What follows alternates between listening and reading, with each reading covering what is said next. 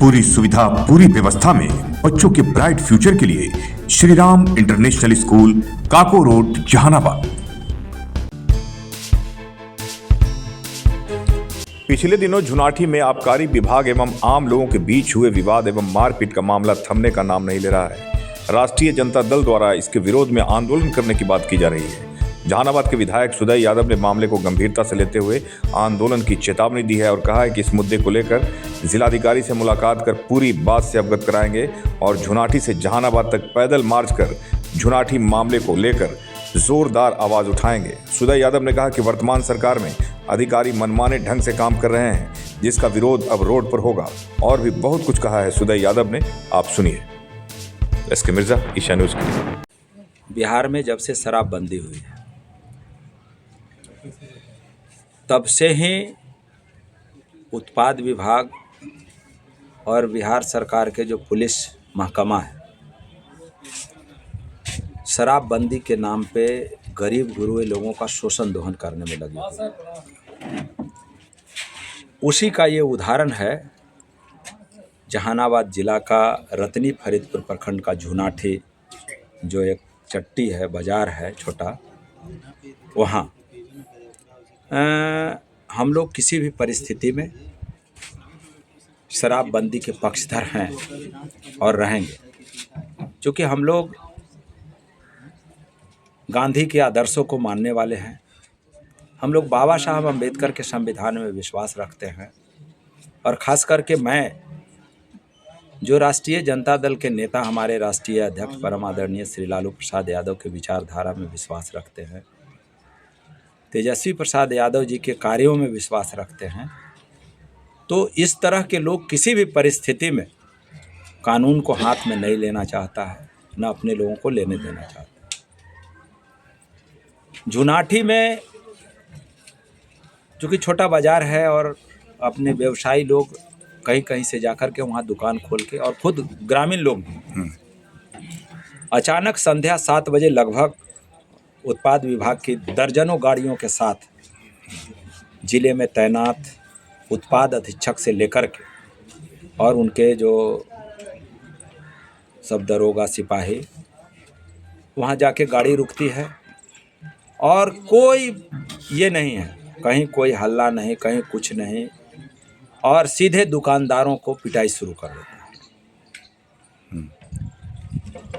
पिटाई करके किसी का माथा फटा है, किसी का पैर टूटा है, किसी का पसली टूटा है, 2 आदमी को पीएमसीएच रेफर भी किया गया है ना। तो आबकारी विभाग के लोग भी घायल हुए हैं उसमें?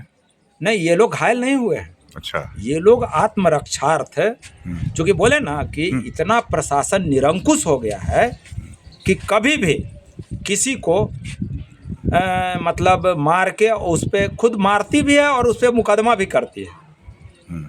हमने जिला पदाधिकारी से संपर्क करना चाहा, नहीं हुआ है। कल हम फर्स्ट हाफ में माने चाहेंगे मिल के और इसका शिकायत करें, चूँकि भाई डीएम के अधीन सब विभाग होता है और ख़ास करके उत्पाद विभाग जो डीएम के अधीन होता है, तो हम सबसे पहले तो उनसे शिकायत करेंगे कि आप इस पर संज्ञान लीजिए। और एक आंदोलन की सूचना जो आ रही है। हाँ, आंदोलन तो करेंगे ही। वो क्या? एक बात देख लीजिए, हम लोग लोकतंत्र में विश्वास रखते हैं, तो लोकतंत्र में विश्वास रखते हैं, संविधान में विश्वास रखते हैं। तो लोहिया जी ने कहा था कि जब सड़क सूना होगा तो सदन आवारा हो जाएगा, और आज उनकी जो बात है वो पूरी तरह जीवंत दिख रहा है। आज हम लोग सड़क पे नहीं हैं तो सदन भी आवारा है। सरकार, हम लोग सवाल करते हैं समस्याओं को लेकर के सदन में, तो सरकार गूंगी बहरी मुख दर्शक रहती है, और जो अधिकारी हैं वो मजाक उड़ाते हैं, क्या सदन में सवाल हो गया तो क्या हो गया। तो इन सब सवालों को लेकर के